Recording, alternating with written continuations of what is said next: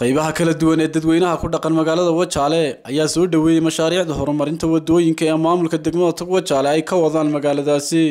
kuwaas oo hadda maamulka Wajaale ay gacanta ku hayaan 6 wado oo laami ay ka dhigayaan isla markaana isku xidhay suuqyada ganacsiga magaaladaasi qaar kamid ah hogaamiyaasha dhaqanka oo arrimahaasi ka hadlaya ayaa wax hadaladoodii kamid ahaa waan soo laasanay balaa waan soo laasanay oo waan soo laasanay wax noo dhiman ma jiro imika raaxo noo dhiman ma jiro madaxweyne intaas oo madaxweynaha soo maray wali madaxweyne ku hamooday wado ama biyo ama dhaxtar kii koobaad midka kale ma tuban gudoomiyaha soo maray nafar qod oo wada ama hagaajiyay ku hamooda ama ma aha ku hamooda biyo umad yani xanaaneed koob ka noqdo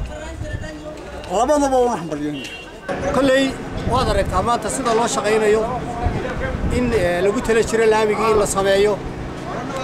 waxa ka horeysay 5 kiiloomitir oo caratuula inta wax qabadkii lagu soo jiray baa wali hadda socda marka aad baan ugu niyadsanahay inay maartay hawl qabadkaasi socdo sidoo kalena waxa iyaguna mashaariicdan soo dhaweeyay dhalinyarada ku dhaqan magaalada Wajaale iyagoo sheegay in maamulkan yahay kii ugu horeeyay degmada Wajaale ka hirgeliya wax qabad muuqda يا سيبها تنقل أحمرنا هاي نقعد بيروقونك سنتا هذا إن الخندة نودوين كنا مكملة نروس مين يا نلوه كنت يورت آدي بانو سود ويننا وأنا نكوهم بلين إن قدوميها مقالة إنه ما أنت قرتي إن مقالة وتشالا لمريو ودوين لامية دي آدي سود وين آخر مركا كنت لابستي مقالة وتشالا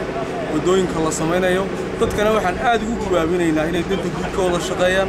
مختار نوح إبراهيم هون كيبل تي في Wajaale